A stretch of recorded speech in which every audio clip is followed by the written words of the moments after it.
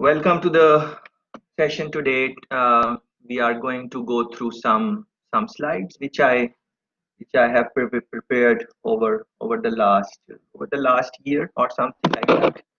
So they are not in a organized fashion, but these are some of the stories which I have been looking at and reading over a period of time. So I thought that as we have looked at the basics, we should go through these type of stories, and then maybe we can reflect together that where the world is going and so on, and hopefully we can also make some linkages with the things which we have been doing throughout the last week and yesterday, and also the other things which you have seen in terms of different technologies, not just artificial intelligence, but all different types of technologies. But in the slides, definitely we will try to focus on AI.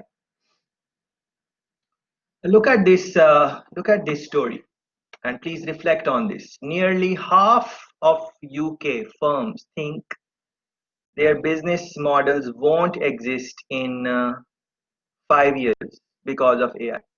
Yeah, published in 2018. Please reflect on this. Nearly half of UK firms think their business models won't exist in 5 years. Half of UK firms. And UK is not a developing country, it is a developed country. Uh, so in that type of country, in next 5 years, and if you start from 2018, around 1.5 year is already gone. So think about this. What can be what can be some of the implications of that. Please think what type of models, business models, might be more relevant going forward. And maybe in the discussion, Zora can help us understand that because she comes from business background. Yeah, so there are different type of business models. What type of business models would be more relevant in the future?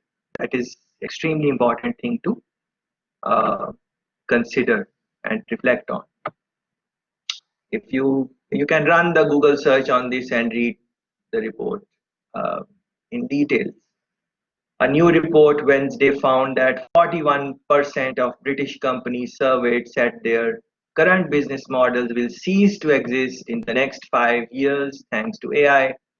And the last line, if you can see on the screen, the research also found 51% of UK business leaders do not have an AI strategy in place.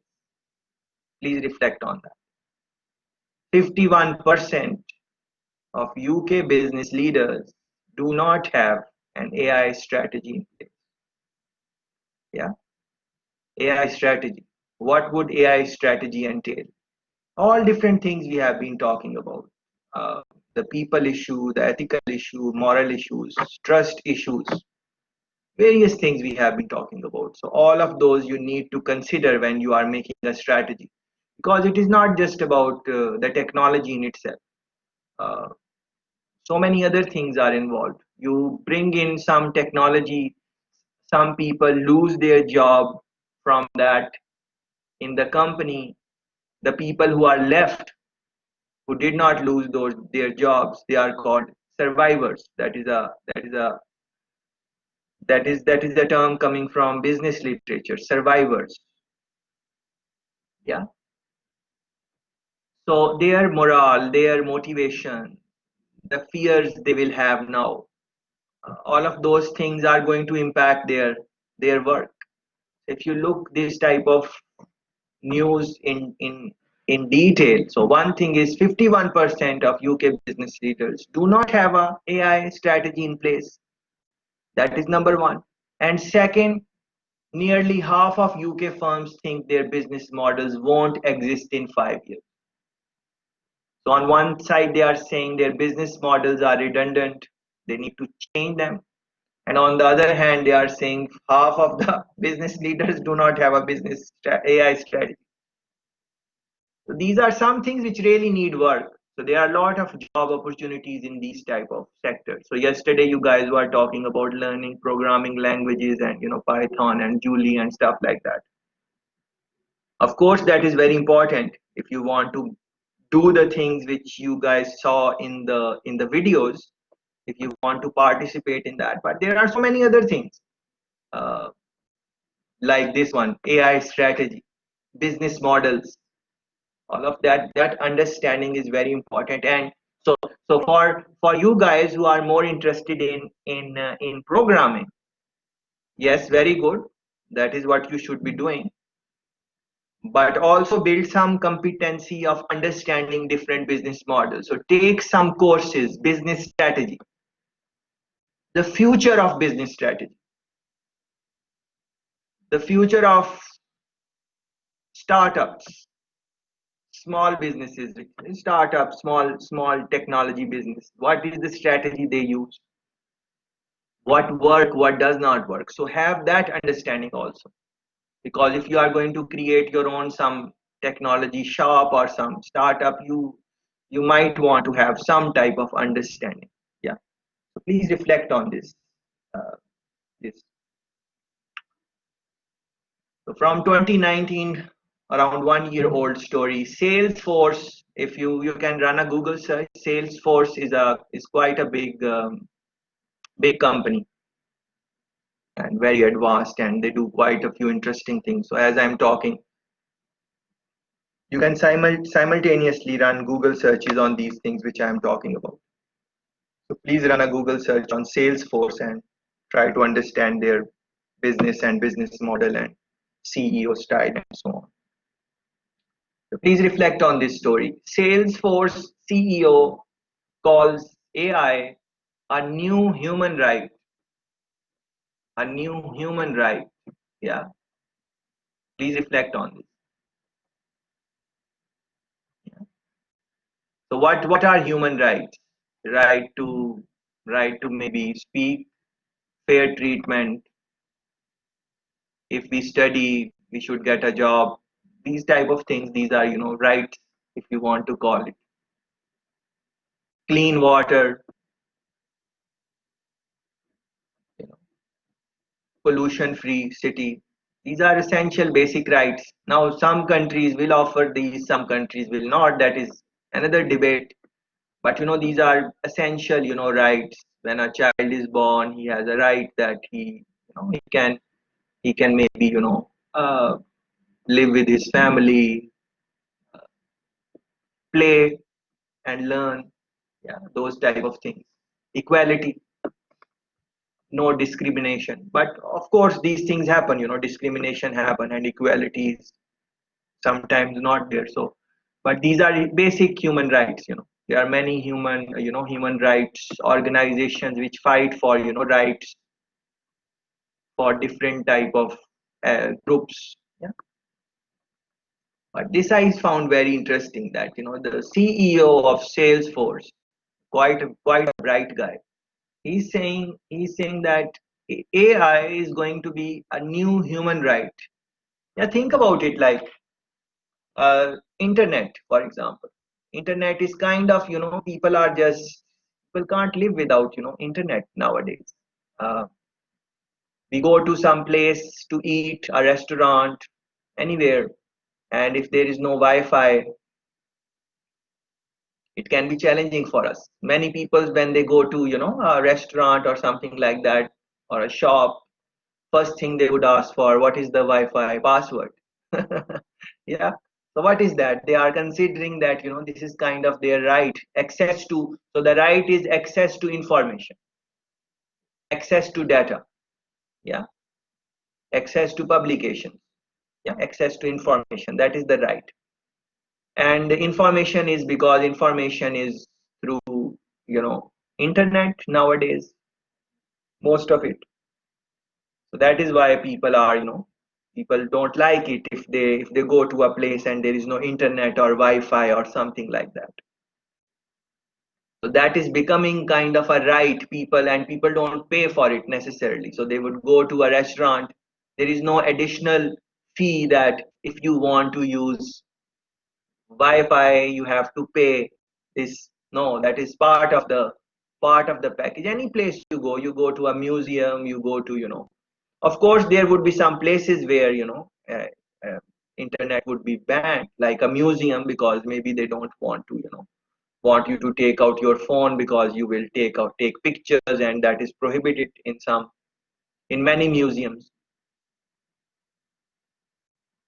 So those type of things are human right, access to data and stuff like that. So I'm thinking that the CEO of Salesforce is saying that AI is new human right. Please reflect on that. New human right. Yeah.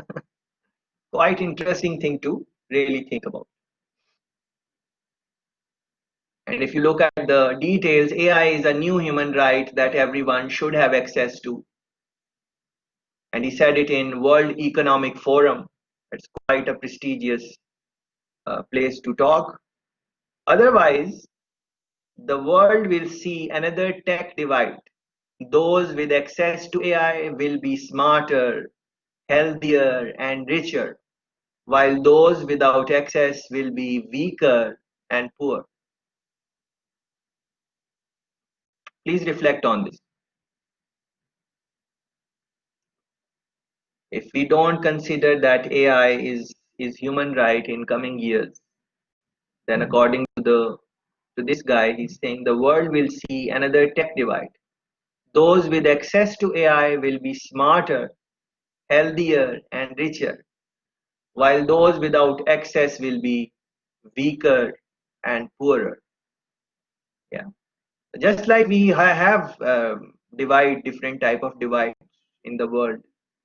African countries, for example, the access to education, access to so many other things which developed countries have.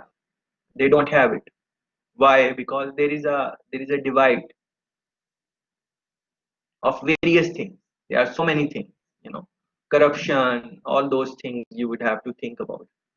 But what is done is done. But if in the future AI is accessible to few countries and it is not accessible to other countries, or some countries are more advanced than other countries, the divide is going to become big and big and big and big, extremely big, and in a short period of time.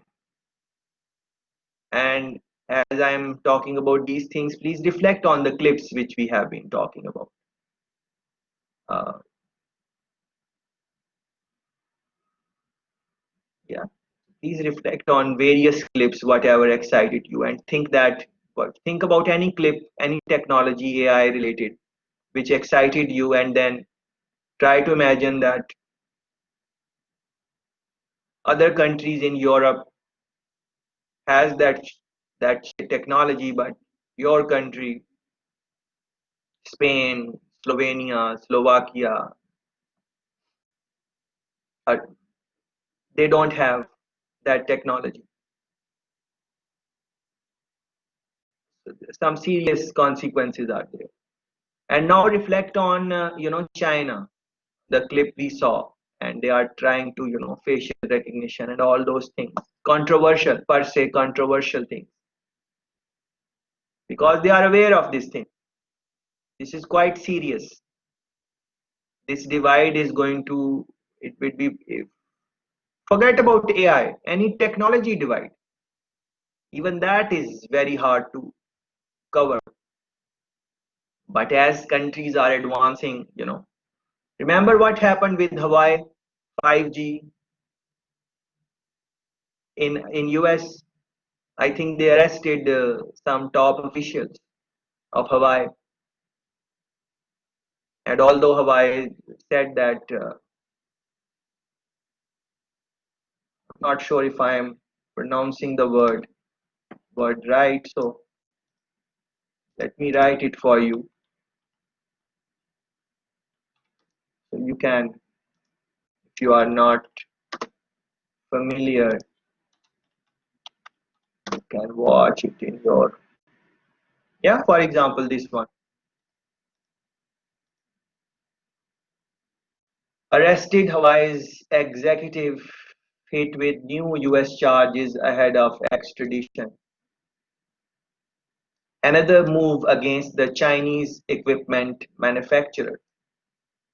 Hawaii is quite a big company, and US arrested their top executive. Why? Because although Hawaii said that we are independent company and we are not going to share information with anyone, but because origin is China, so US did not let them work the way they wanted to work, because they said that, okay, you might not share it now, but in the future, if Chinese government, pressurize you or something, what you are going to do? We think that you will have to give it.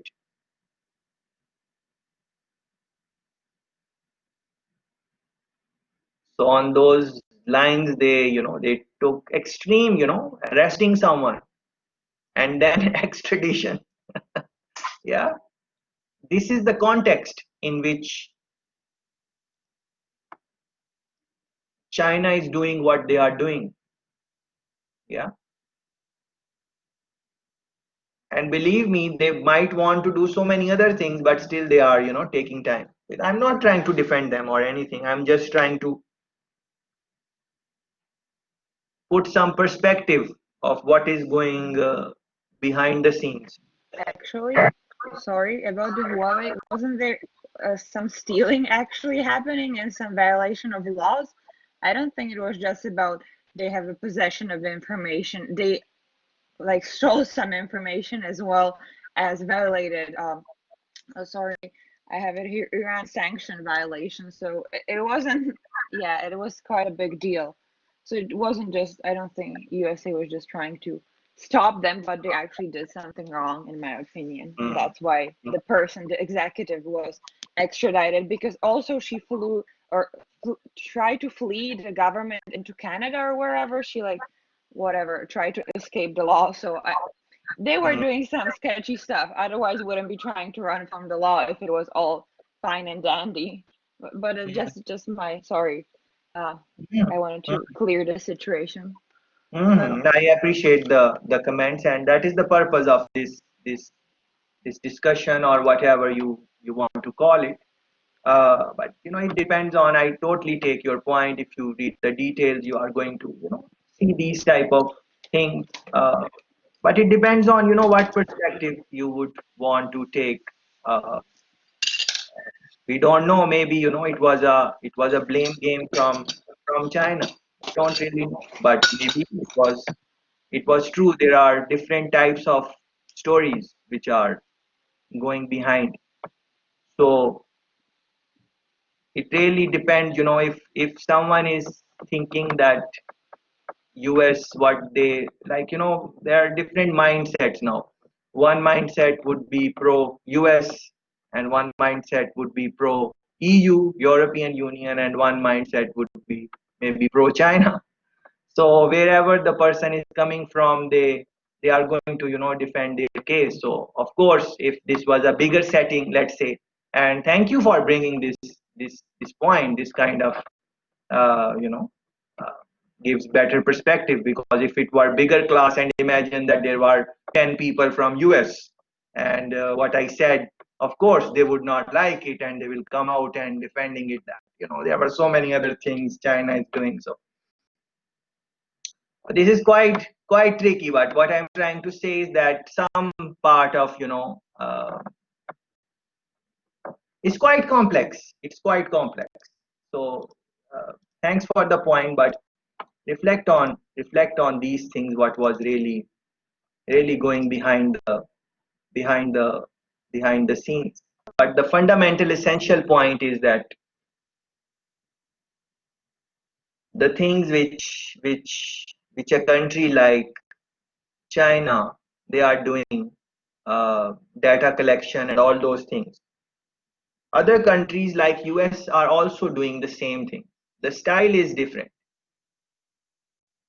As a matter of fact, if you really look at how these companies collect data, what China is doing, they are quite, they are open, in the open. Everyone knows that this is how they are collecting data, and it's pretty open, obvious, because of their government style.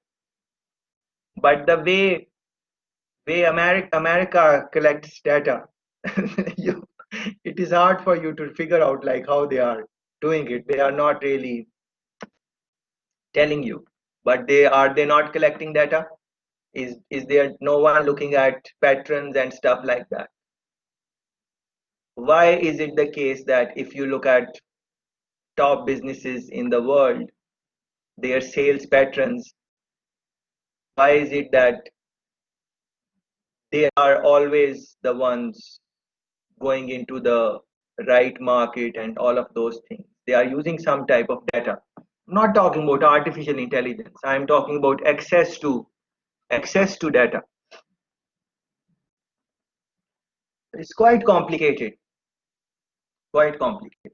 But think about this. This is what I saw, and I really wanted to share with you that in the future there are people who are saying that AI is going to become new human right. It might not happen like in next 20 years or something, but eventually somewhere in the future it is bound to happen, that people would want access to AI, available AI in their daily lives.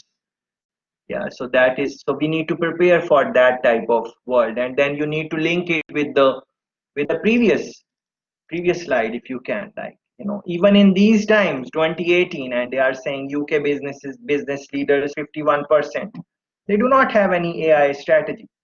So what I'm trying to say is people are not really preparing for these things, but there are different views. Do we really have to prepare? Not really. Life can go on even without thinking about these things, and it can go perfectly fine. Still, in today's time, there are people who don't use smartphone. There are, look at the world data, that out of all the people who use phones, how many of them, what percentage is using smartphone? You will be surprised. You might think everyone is using smartphone, nothing like that. Majority of the phone is being used just for the calls and texting. That's it. In the world, if you look at the statistics, just run a Google search and you will find.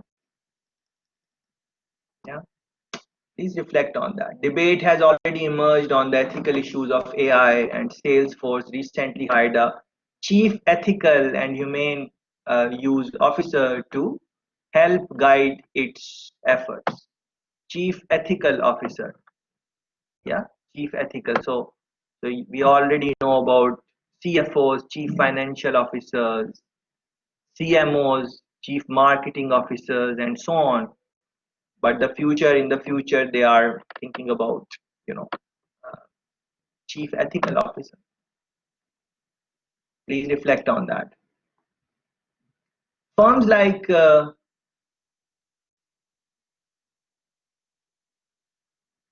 Morgan Stanley are using AI to manage clients' money. Yeah. So in banking sector, we saw, for example, one video which was related with customer service, maybe remembering the names of clients who would come. uh, some banks use that technology. A lot of hospitality industry, they use that. I think we saw a clip on that. So now they are using AI to manage clients money. They put in the algorithms, and then it gives you, like, for example, stocks. A lot of predictive analysis, I think they call it predictive analysis in data sciences. uh, so a lot of companies are using these type of technologies. But then again, it is about access. So the banks, the companies which would have access to AI, they will be able to manage, they will be able to use these type of technologies, who have the resources and stuff like that. But the companies which do not have these resources, they are bent to go out of the game, or maybe not remain very very attractive for the client, because the clients will see that, because of their investments in various banks or various entities, they will see that in Morgan Stanley they are getting better return, or better investments. Their stocks, for example, are getting them uh, good results. The price is increasing, or other types of investments, managing money in different areas. So then more business will go to those type of banks. So maybe that is one of the things which is like in the last slide you saw, access to AI.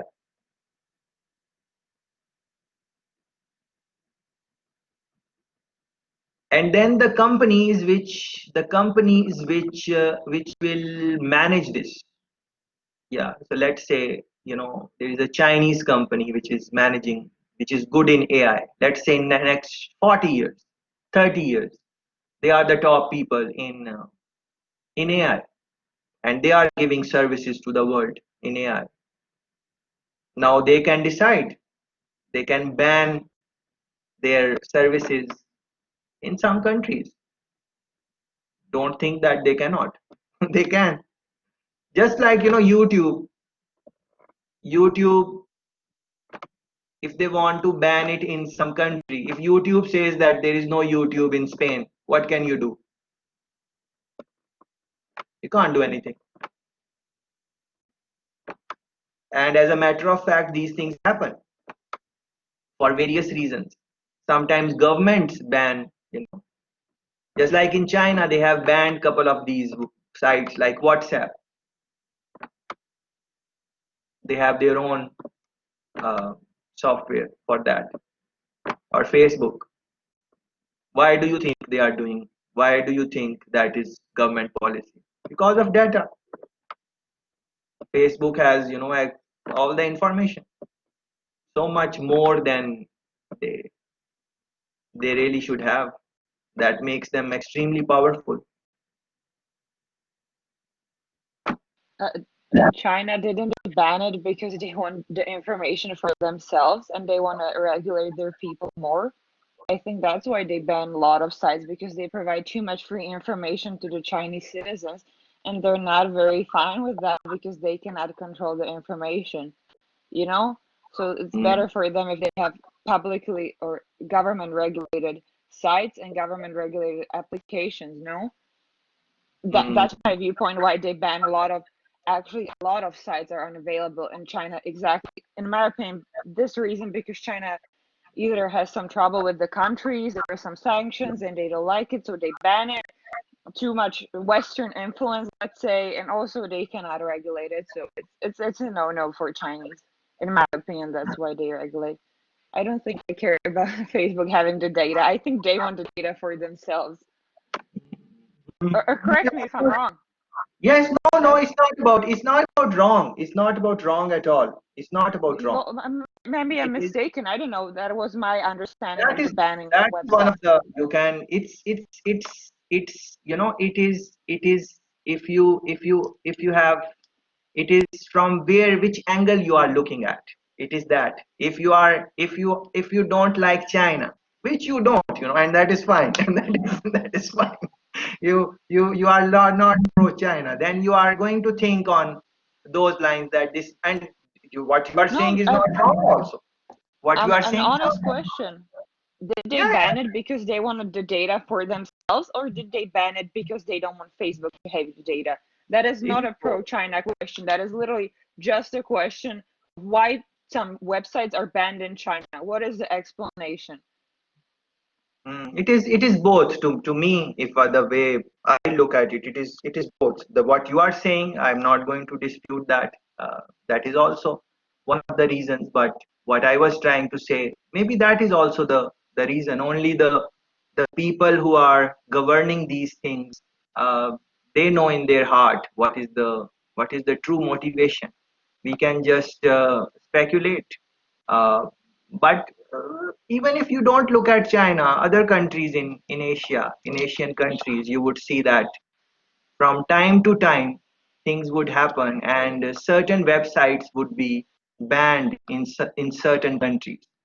Uh, think about Europe, for example. Are you aware of any websites which were banned in some countries in Europe, in that part of the world, for one reason or another?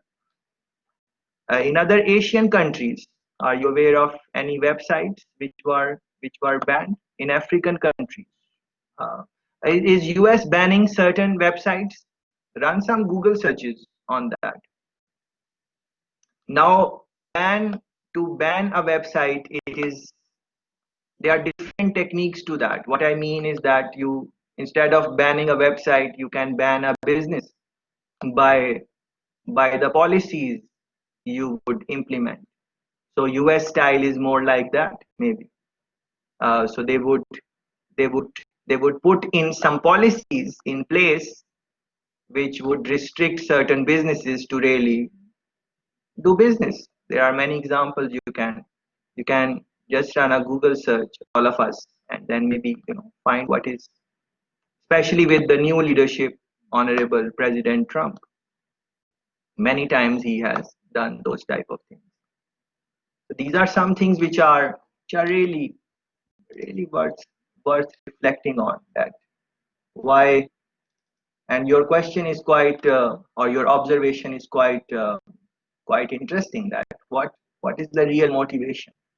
Is it that they want to control their people, or is it something else, or they don't want to share data with the with US? Same like for the other company, Hawaii. Uh, now, why did they ask them to? Why was the extradition happen? What is the real reason? There are some things which come on the news. That is one thing, and then there is another thing which is really happening in the background. Please reflect on these things and find your own answers. What you are maybe comfortable with. Yeah. So many companies are, and I was looking at the future of banks, future of banking industry, and you should also look into that if you are interested in banking. Just run a search, future of banking industry, and these top four accounting firms. We spoke about them, I think, yesterday also. Deloitte, KPMG, and those type of firms. They have published very nice papers on the future of various industries. One of them is banking, and in those type of reports, they talk in detail about the importance of investing in in these type of these type of technologies. Look at this one. From 2018, the amazing ways how Mastercard uses AI to stop fraud and reduce false declines. They are using it for various reasons, because a lot of data would be there in the banking system, and if you are going to do it manually one by one without using some type of smart technology, it takes forever, and even after that it is very difficult to really identify, pinpoint uh, what is happening. It is quite challenging, and you might miss couple of things also. But a combination of human intelligence and AI, many companies are using it, and Mastercard is one of the emerging companies in uh, in Jamaica also. So although this is international news, this is published by Forbes, and there is no reference to Jamaica, but I know from my personal experience that Mastercard uh, in Jamaica, they are investing in these type of things. And even if you just run a Google search, Mastercard artificial intelligence, I'm sure that you are going to see some things which are very very interesting. Uh, let's do it. Mastercard artificial intelligence. Yeah, you are seeing some papers. Artificial intelligence at Mastercard, current projects, how Mastercard uses AI to fight fraud. Yeah, economic times, how Mastercard is using AI to stop fraud. It's more about fraud. You are seeing a lot of things which they are talking about fraud and risk assessment and so on. How AI is transforming the payment experience overall.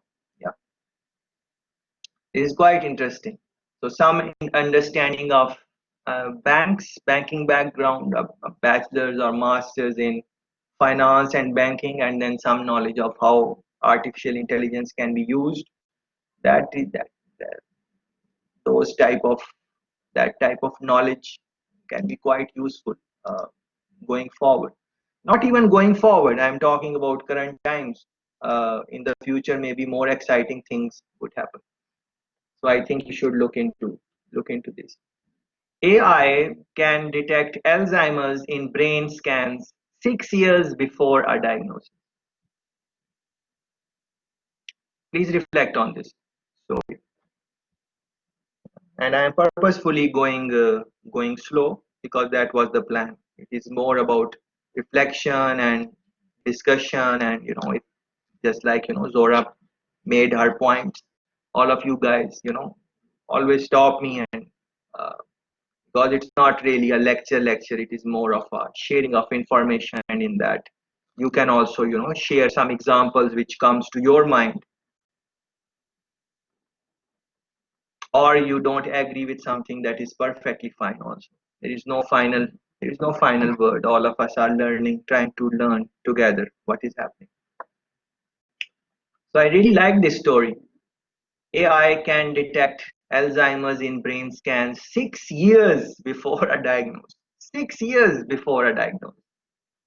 6 years before a diagnosis. It's quite a remarkable thing. And yes, of course, these are work in progress. But the results, you can read the details. Uh, they are published in some research papers also. So run a search and try to find the relevant papers and read it what they are doing. But even now, the diagnosis level is they are quite ahead if you compare it with human beings. So definitely human beings cannot do that uh, with the accuracy with which AI can, and in some time they will be able to do this. Of course, all of these stories which I plan to share with you today and tomorrow, they are it's not 100% accuracy, but good enough. Yeah. So think about how this will change the dynamics of medicine. If you can, how it will impact the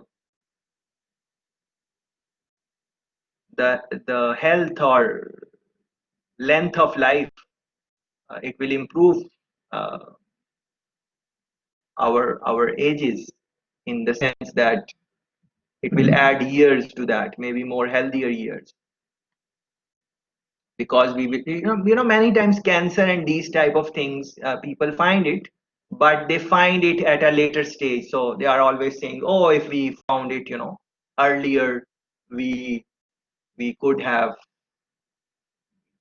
we could have saved the person. It is the person is on the last stage, or whatever. Think about this. This is quite an interesting field to reflect on. GE says it is leveraging AI to cut product design times in half. GE, well-known company, international business, doing very well. They design various types of stuff. You can go on their website and learn more about them. Just run a Google search GE and it will come. So they are saying that AI is going to cut product design times in half. If design times takes a lot of time, if it is going to take a month or something like that, or 3 weeks or whatever, depending on what the product is and where it is in the life cycle, it will be half. half of the time, what would be the impact on the cost?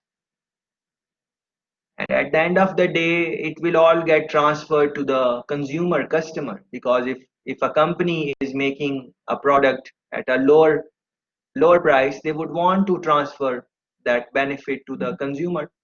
At the end of the day, that is how companies going to make themselves competitive.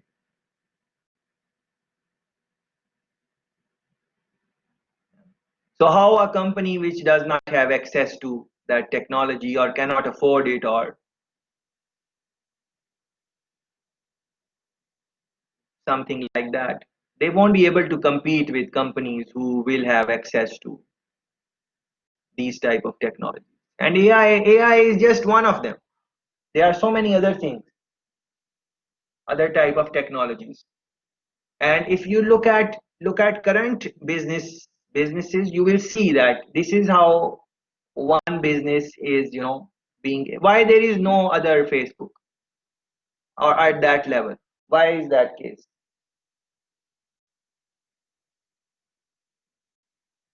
Yeah, there is. You have to really think about this. It's not a simple answer. Quite, and some papers you will have to read about that. The experts have written papers on that. That what is happening behind the door. Why is it that Amazon is becoming richer and richer? Why is it that, and it's not Amazon, not trying to talk against the US. We can talk about Alibaba. Alibaba is Chinese company. What is going on behind the scenes? What is happening? Both guys are amazing. Alibaba's chief is amazing guy. Jeff Bezos, quite an interesting person. This is quite quite exciting things to sit down and reflect on. A product design time, if it is cut to half, what it really means for businesses. Yeah, design is quite a complicated thing. People learn design. They do 4-year degree. It's just like, it's like becoming a doctor or something. Design. Look around anything. Look around in your room. Someone has designed those things. It is not by chance that those things happen. The headset which Miguel is wearing, someone has designed it. The way it is looking, someone has really thought about it, that this is how it should look. And it is not just the first design, the whatever came and then they said, all right, it will be like this. No, they did multiple designs, and from that someone has selected that, okay, all right, we are going to select this. Why the headset looks like this certain shape? What is the reason of that? All the that window in the background, someone has designed it. That socket which is behind Diago, someone has designed that this is how it should look.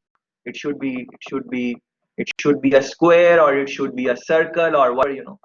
uh, Look at the design of the shirt, for example. Of Diago is wearing very nice shirt with the orange border. It's very nice. Yeah, so someone has. If it was just black, imagine that if it was just a black shirt. Yes, he would have looked good, but this is now with the border, orange border. It is just, it is, the level has just gone to some. It has gone to some other level. As people reflect on these things, and then they, what I'm trying to say is that when AI is going to come up and the data is going to be there and the target market would be there, then the sales are bent to increase. There is no way they will not increase, because they will know that with the target market they have, with black shirt, what color border these people are going to buy. Is it orange? Is it blue? Is it green? What it is exactly. And it will be very precise. And once it is precise, there you go. And link it with other things which we have been talking about. Design is quite a big topic in AI. It's a quite a big industry which will be impacted by specifically by data sciences and the use of AI in data sciences. Yeah. And I just showed you that it will cut time to half, but there are other things like designing a piece of music. Yeah, you are creating music. What should be the design of the music? Yeah, AI is doing that. So the essential question here to reflect on that these things which we are talking, how should we prepare our minds so that we can work along these technologies when they are there? Because think about it, if AI is going to detect Alzheimer's 6 years before it occurs, if if if a product design, if AI is, if a company use product design and it is going to cut the time, you will take 1 week, they will do it in 3 days. What you need to learn when you are learning product design? What are the things which you will learn in product design? That is what you maybe need to think about. And it is not just product design. Any job you're taking, you need to ask yourself these questions, which, to be honest, people don't have clear answers to these questions. And they will tell you, creativity is the thing. Creativity is the skill. And they will tell you uh, uh, critical thinking, critical analysis is the thing. But think about it. How to teach someone to be more creative? If I ask you guys, how to teach someone to be more creative, what course we can take to become more creative, which degree, what makes people creative? It's quite a, Mindfulness, yes, yeah, meditation, go ahead. mindfulness, meditation, look, movies, read books, all, and all these things. Very good. So how many do we do these things? Like, are they part of the curriculum? When you are in a university, do they ask you that, okay, these are the 10 movies, watch these are the 10 books? And even if they prescribe, do people really read those things? People are interested in those things? Yeah, maybe not. They struggle to just read the curriculum. Are classes so interesting? When you go to class, are you interested in being in the class?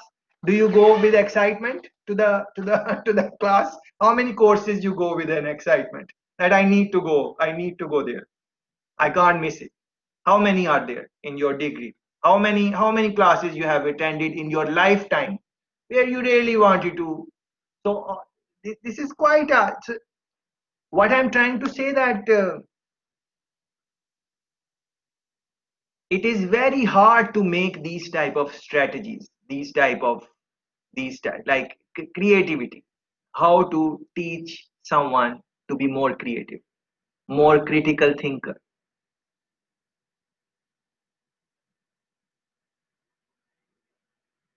Yes, we know that these are the 10 skills which will be in the future of work. Just run a Google search, top 10 skills, future of work. World Economic Forum has done the study that these are the skills which will be required in the coming years.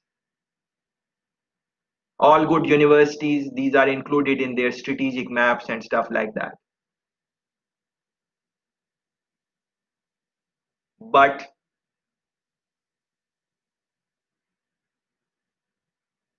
those things are not really happening in my humble opinion, and nothing is binding on you guys. I am just sharing my thoughts, and open to discussion. There is nothing nothing binding at all.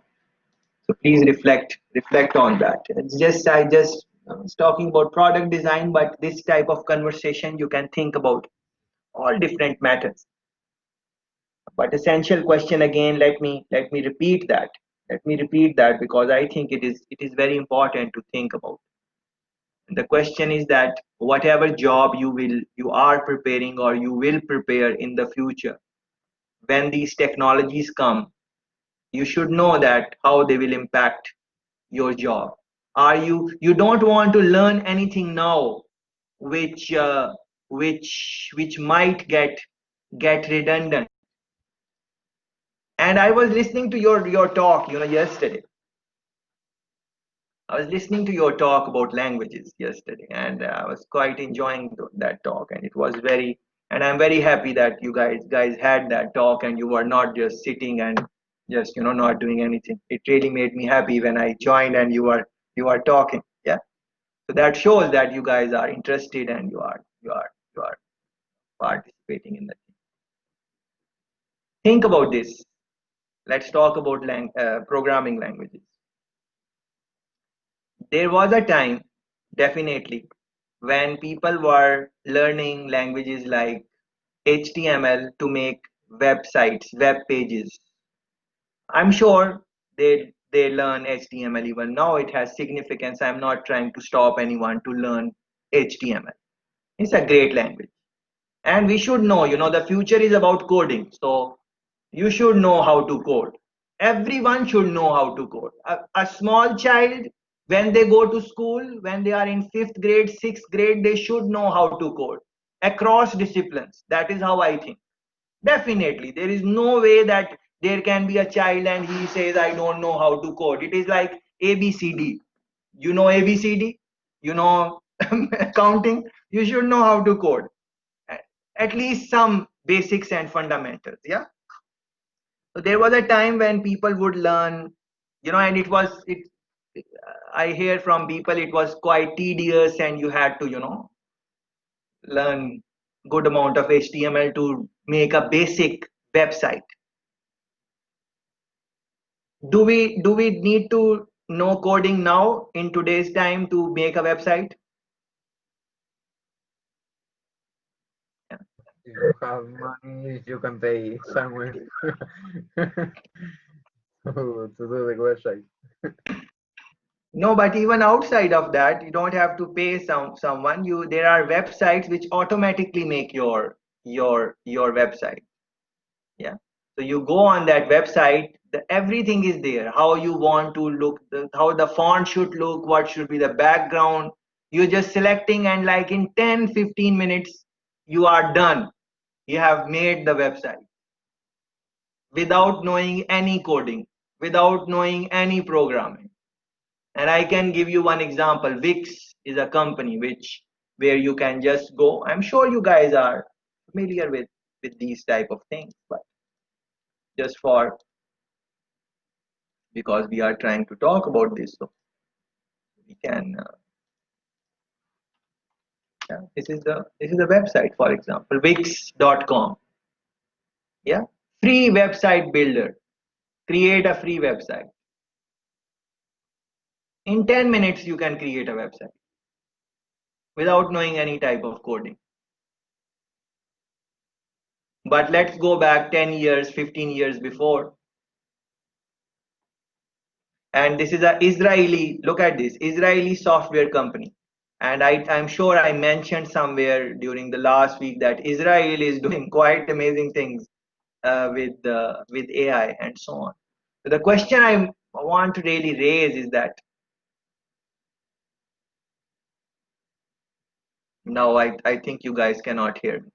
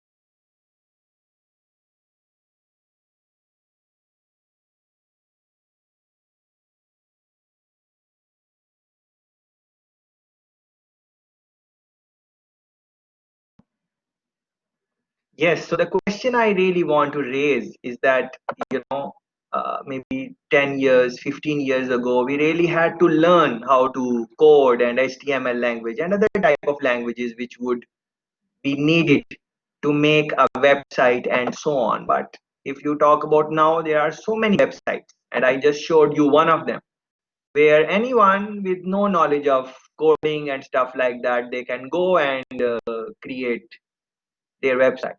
So I'm not saying that there is no significance of the people who can do that. Of course, there is significance. But going forward, in next 10 years, what would be the technologies which would be there? So same for AI, artificial intelligence. Many things people would be able to do, on their own, maybe depending on how fast the development in the software goes. So again, the question remains the same, that how should we, on a personal level, prepare for that type of future? Please reflect on that. This is one story which I think I showed you. Uh, Forbes is building more AI tools for its reporters. Yeah, I did not show you this one. I showed you some other news which I think should come in the following slide. And I think we discussed that. So please try to recall that conversation, how it can disrupt the jobs in media. But again, there will be. It is not reached at a level where AI can do all of the things from all the steps in writing the articles. Of course, it needs some assistance. But going forward, we don't know how it will be like. I think this is the one which I showed you. The Washington Post robot reporter has published 850 articles in the past year. 850 articles. Yeah, please reflect on that. First AI scripted commercial debits directed by Kevin for Lexus. You can run a search on it. It's available on YouTube. So AI scripted commercial for Lexus. Yeah. What I'm trying to show you in this presentation, that so many industries are being affected by this. Uh, Please reflect on that. What takes in the commercial? Uh, so many things you need to, keep in mind. And AI is doing it. Lexus, big brand, is using their services. Yeah. And when you watch it, let me know that did you like it or did you not like it. But even if you did not like it, that does not mean that AI did not do a good job. AI depends on data. So for now, at least, because it is not learning on its own, so it depends on what data we feed on AI. So depending on the data they feed, it made a commercial. So please watch it. It's interesting that AI can do that type of thing. Very interesting report. We don't know if it is true or not, but this is what, based on my readings,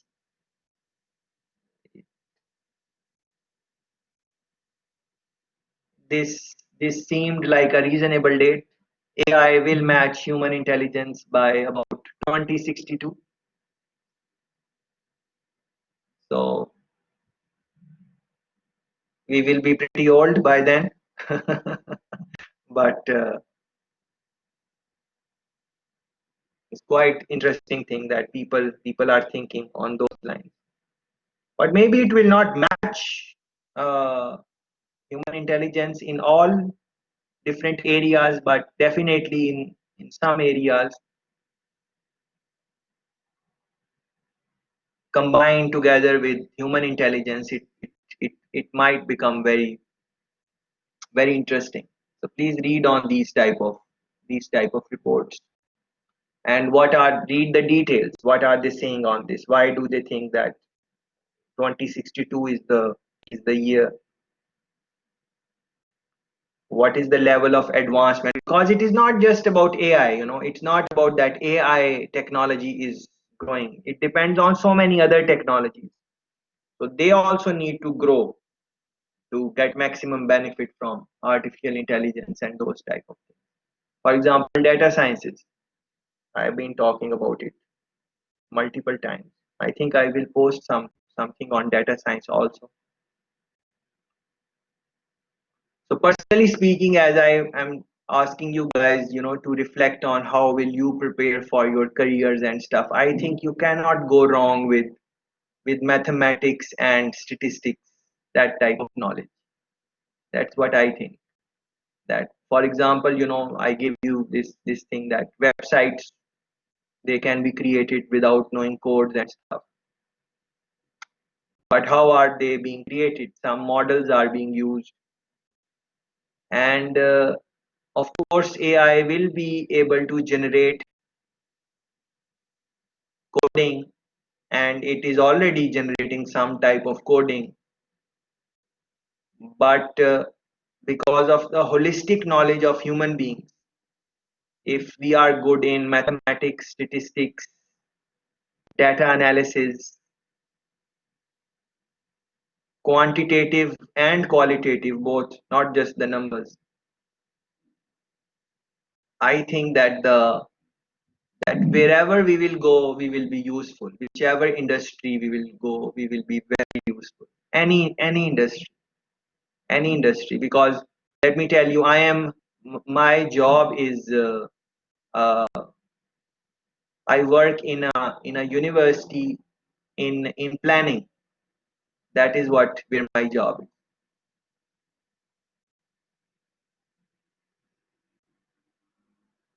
So in planning, I can see that in all the jobs I see on campus, I see that if someone is good in these skills, data analysis, data presentation, using some maths to dig down the meaning of the data, although it might seem that the jobs which we do on the campus, they are not mathematically driven or something like that, but based on the little experience I have, I can very easily see that anyone who has this knowledge together with an overall understanding of business, they are going to do well in the job market. There is no way that they are not going to do well based on my understanding. You can develop your own thinking about that. But then I'm not talking about you guys, but generally speaking, if you talk about this thing that you have to be good in mathematics and statistics, modeling, people are not really interested in this because they think that it is dry and it is not fun, and they think that it is hard and whatever.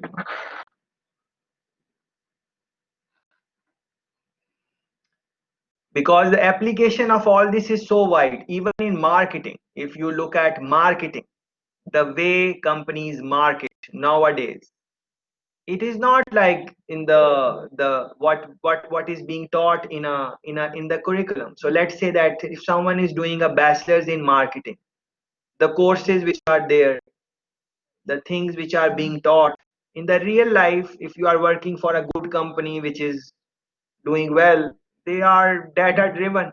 So even to hire, if I am hiring someone to market, if I am hiring someone to market, I would definitely see how they can play with data.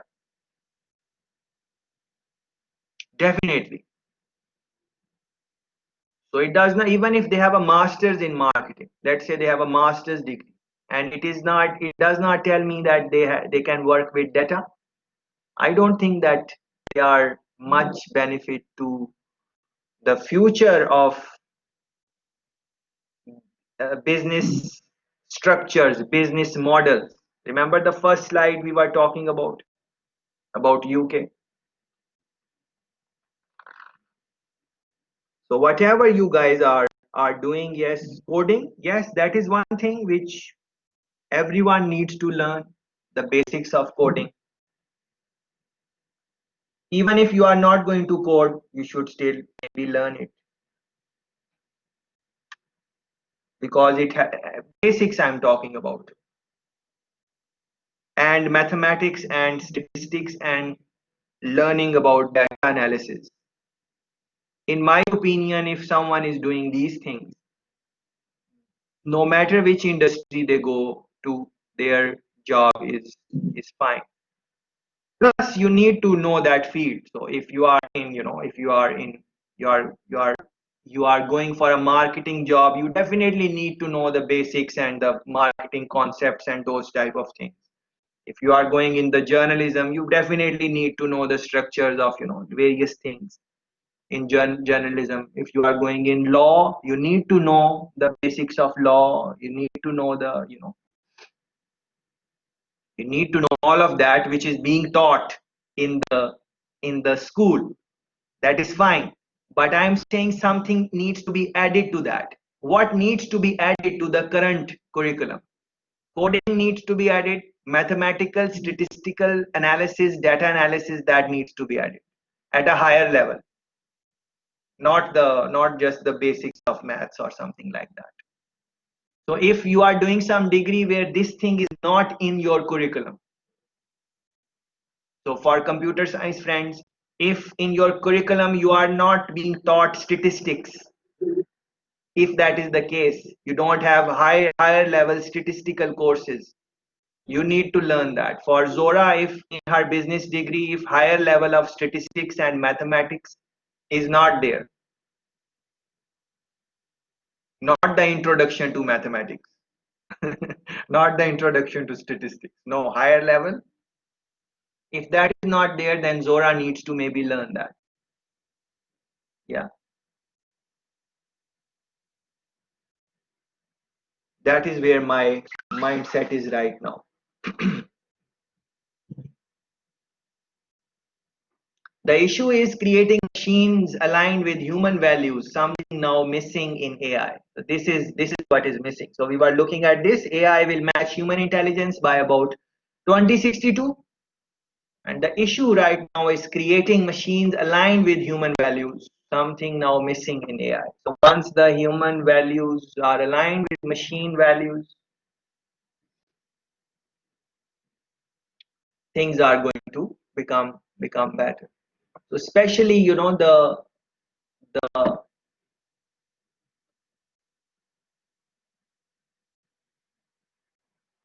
the the people who are going to be part of, and in the current times where this pandemic has impacted the the job market across the world in all countries. It has, and now people have seen that they can use these type of technologies and do the things. So they don't need to meet in person. They can use Skype and Zoom and these type of technologies, and things are fine. And they can study from home or they can work from home, and it has decreased the cost for businesses and work. All of that. Now the business model is definitely going to be changed. Businesses are not going to, post this pandemic, businesses are not going to run the same way they were running before. That is for sure. And even if they don't want to, they will have to change their business model to a good extent. Only then they can be viable and they can be improve their, many jobs will be merged together. Yeah. Yeah, I am already seeing this in my university, although the university is coming from Jamaica, not a developed country, but I am seeing it already. So be mindful of these changes. Samsung president says we should really worry about ethics as artificial intelligence moves into your DNA. And please reflect on all the discussions, about ethics we have had in the last week and yesterday also. But this is a quite interesting subject to work on and study and do research, that ethics, how we can manage the ethical implications as we move in AI.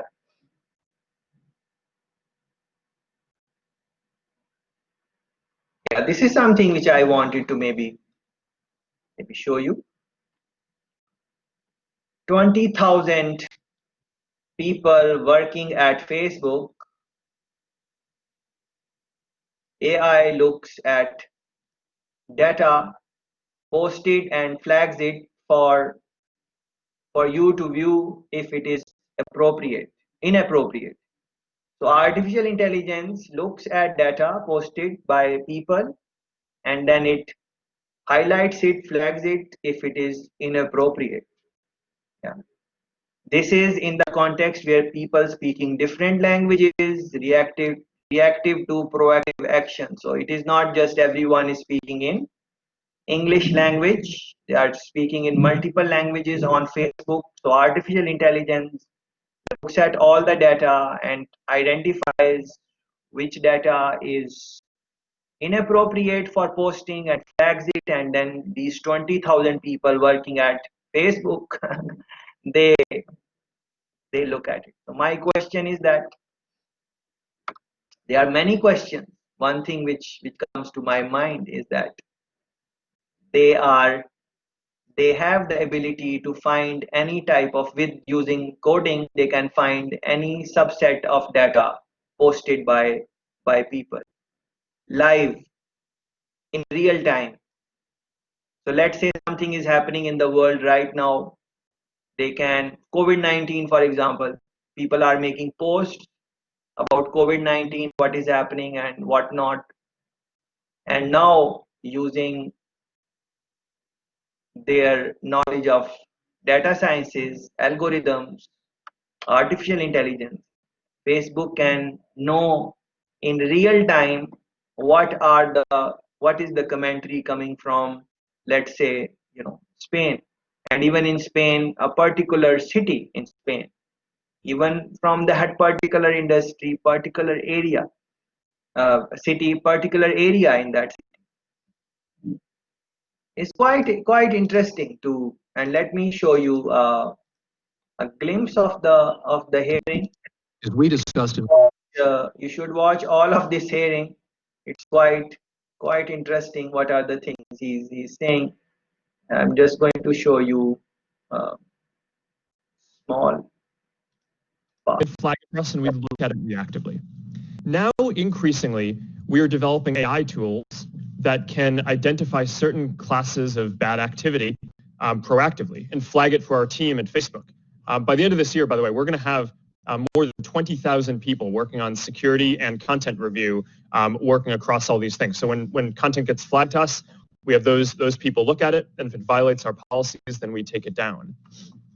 Some problems lend themselves more easily. Yes, so please reflect on this. It's quite an statement, and it's 2018 when he made this statement. What are some of the implications, ethical issues, and those type of things?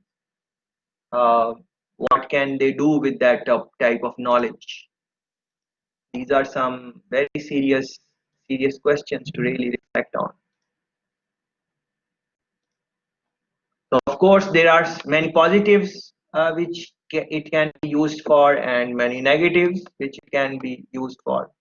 Both for how China is using it and both for how US and US companies are using it. There are positives and negatives, but we would like to maybe focus on positives. So look at this one. Inside Facebook suicide algorithm, here is how the company uses AI to predict your mental state from your post. Yeah, please reflect on this one. So they would have algorithms, codes to find data using AI on Facebook for different areas, and one of them can be suicide. So from the things which people are posting, a person is posting, the AI can make some prediction that based on these posts, the trends, change in behavior, change in, this person used to write these type of things earlier, but over the last 3 weeks or something like that, these are the type of comments they are making. So this is where the trend is going towards. Yeah, quite can be quite useful, of course. Yeah. But then, of course, there are many negatives also. But let's not worry about that.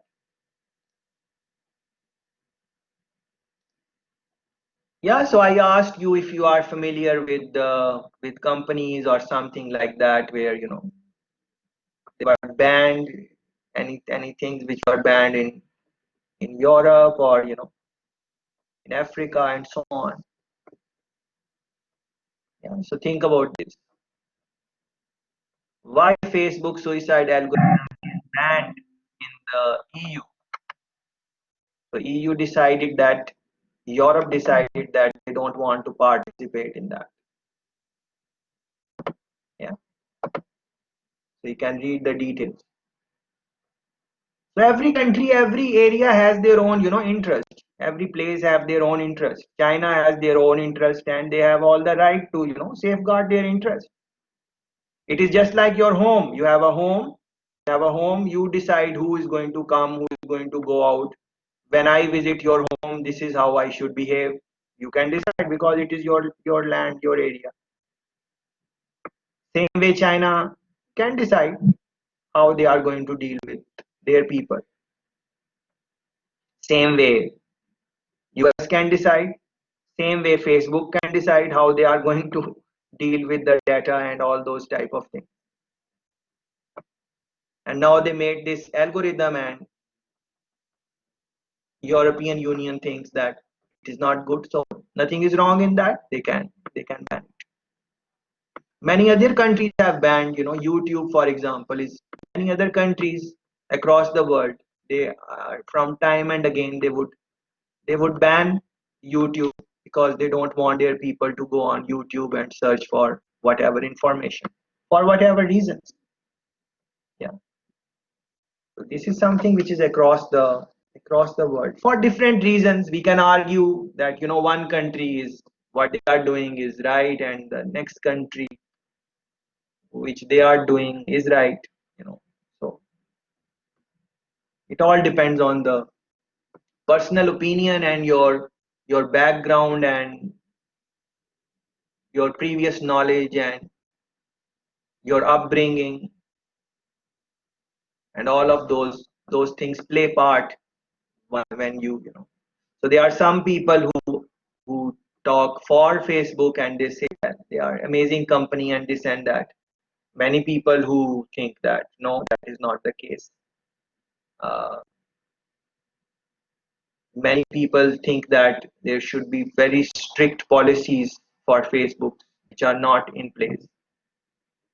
Same for any country, any company which becomes successful. These things starts happening, so that should not worry us. But this is an interesting example to look at ban, and there are some other examples also, but I did not post it in the slides because that is not the main emphasis of this presentation. Facebook passes the information along to law enforcement for wellness checks. So when Facebook gets that information from their suicide algorithm, they can, or whatever their process is, you can read the details and you can follow up on this. Like I posted it last year and I did not really follow up on this, so you can see what are the things they are doing now, what are the new algorithms they have developed in the last year which use AI, and then increase your knowledge on that. It's quite interesting area, and I think it is very beneficial for because people do make sometimes they do make postings and before suicide, and if some algorithm can be used and it can be identified to some level and some help can be given, I think it is exciting. Look at this one, very interesting. AI and data analytics in HR, areas where AI and data analytics are being used to improve workforce managed decisions. And in the last session, I think I showed you, yes, yesterday I showed you that clip about hiring and how that company is using AI smile with the eyes and all of those things which we were talking about. So 49% is recruiting and hiring. 49%. HR strategy and employee management strategy. So you might think that for strategy it is quite a different thing, but 31% is here HR strategy. That is very interesting to really reflect on. 49% recruiting and hiring, areas where AI and data analysts are being used to improve workforce management. It is not like in the future. It is in the present.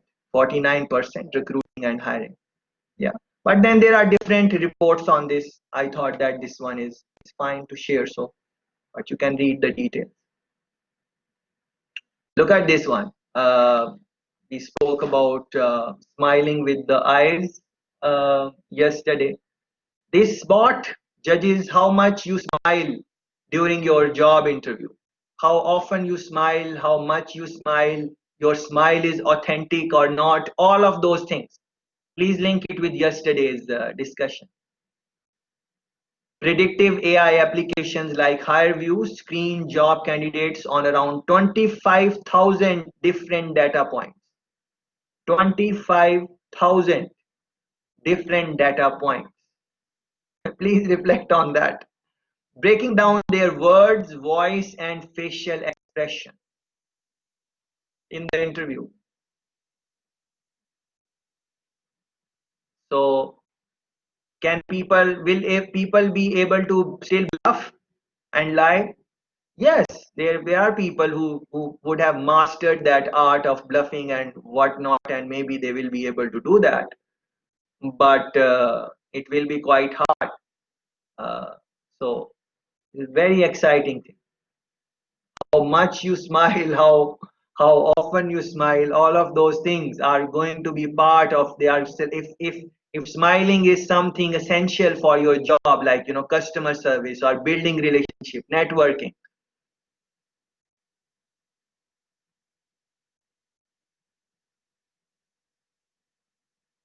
I don't think you will be able to bluff it, because the AI will have looked at so many authentic smiles that it would have pretty much good idea about what an authentic smile. Can this technology make errors, blunders? Maybe someone is smiling like authentically and AI says, no, they are not. Yes, that's a mistake. That can happen.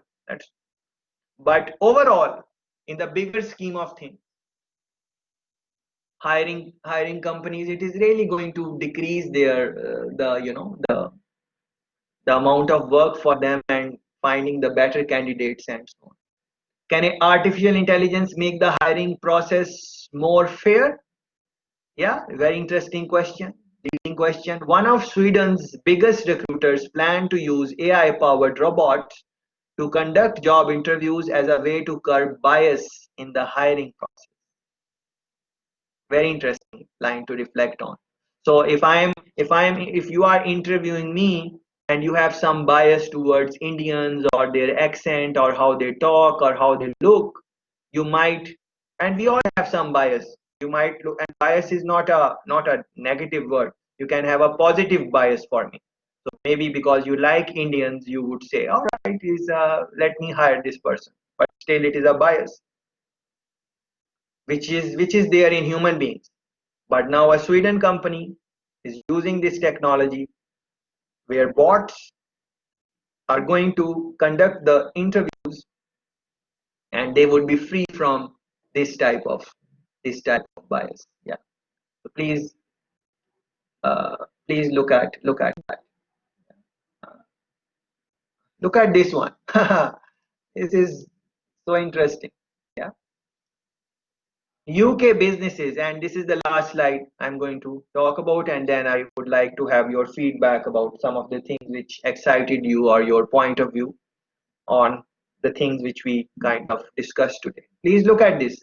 UK businesses using AI to monitor staff activity. So I saw that clip about China putting those bans on students, and they were monitoring their activity. Look at this one. UK businesses using AI to monitor staff activity.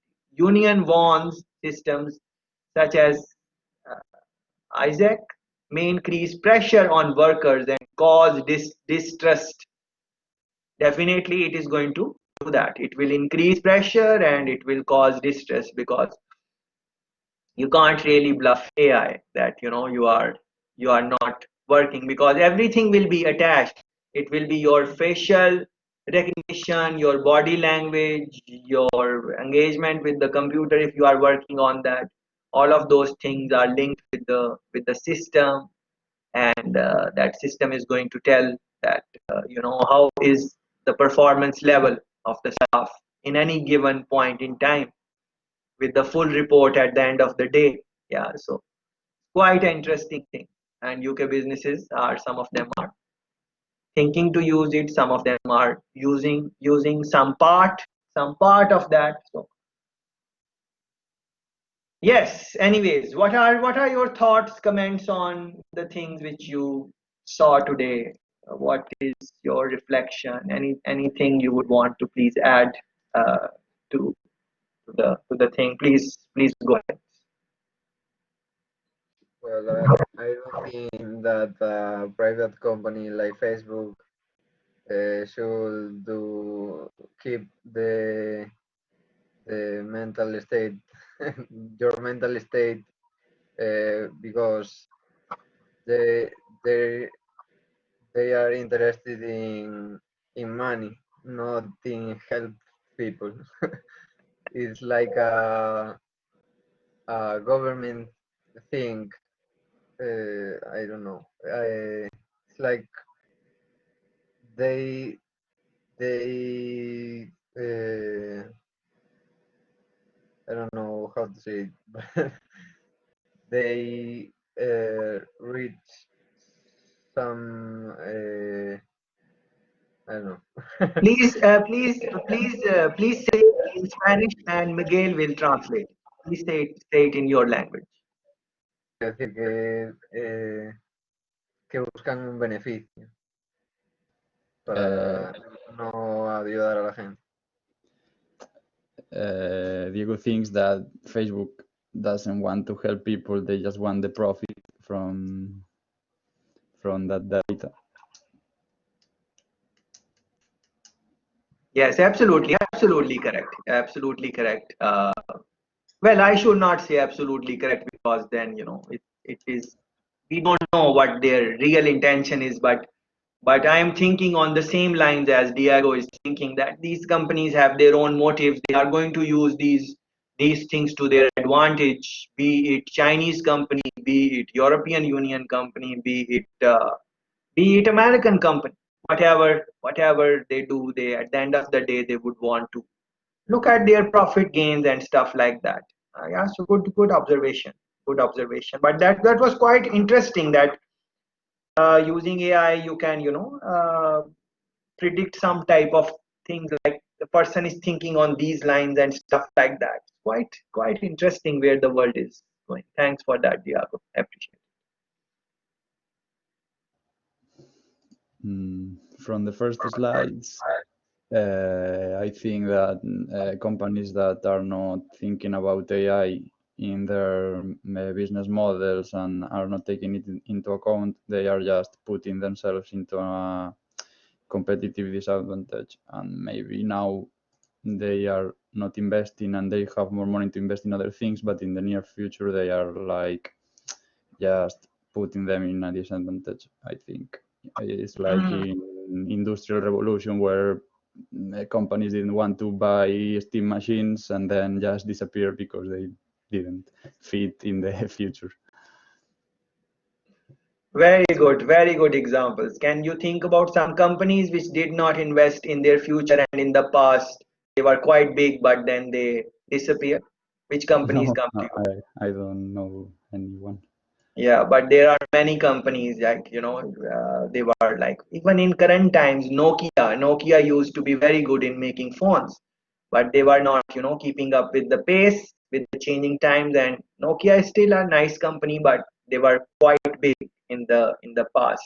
Other companies like, for example, Kodak, they were quite big in the picture industry. It was like people would not say that, you take a picture, they would say Kodak it. Yeah, so just like they say now Xerox it when they when they want to make a photocopy. Xerox is such a big company. It is, just like we say Google it now, because what does that? Google is so big, so maybe you are using some other platform to do the search.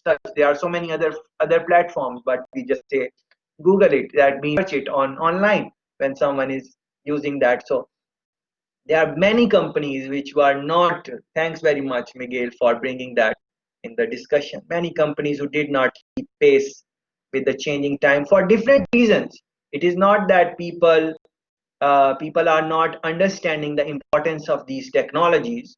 I'm sure they understand the importance and they want to invest and stuff.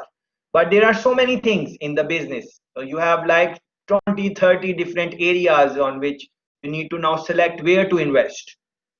Just like, in our life, you have so many things to do in life, but then you have to prioritize. I need to invest my time in this, more time in this, more less time in this, whatever. And then you keep on changing that throughout on the weekends it is different, on work days it is different.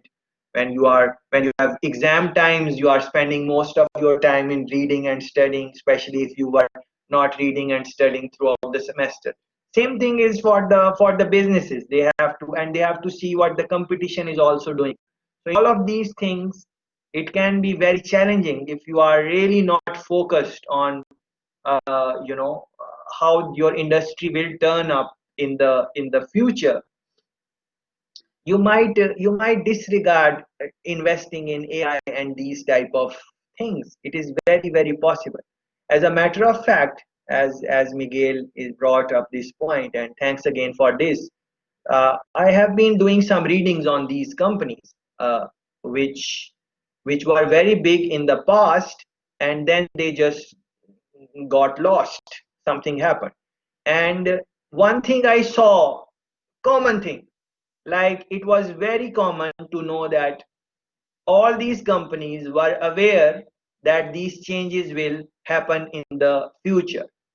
Aware in the sense that in their meetings, people had made presentations that in the future it will be like this, so we need to invest in this. Yeah, the people would make the presentation in front of the board, in front of the executive management and those type of people who make decisions, but they would somehow laugh it off. They would say we are too big and this is not, we will be fine. Let's see, let's wait another 2 years. These things I saw, in various companies. So we just need to be mindful about all of these things. I'm sure some of the things which I showed you might say, this might not happen, and even the one I showed you which says that AI might be able to match some form of human intelligence, that was year 2062. So we have a lifetime. Uh, but still, it is just this type of conversation just would, I think, would help us to re-reflect on our careers, how we are preparing, and if anything is missing in our curriculum, how university is preparing, how our jobs are preparing us. If there is something missing, we can definitely do something about that. Yes, Zora, you are there, or you left us? No, I'm here. I had a situation I was attending to. I'm That's sorry. okay. That's okay. I hope everything is fine. Yeah, it's complicated, but it's fine. It's fine. Nothing All right. that big. Nothing Okay. serious. Okay. It will be fine. It is just you know when these things happen, we think that you know it's a messy situation, but everything gets better over a period of time. So we will not bother you with the comments. Thank you very much for staying with us, and your earlier commentary about the Chinese and all of that thing, that was very valuable. So with that, guys, I am closing the session. Thank you very much for your time and engagement.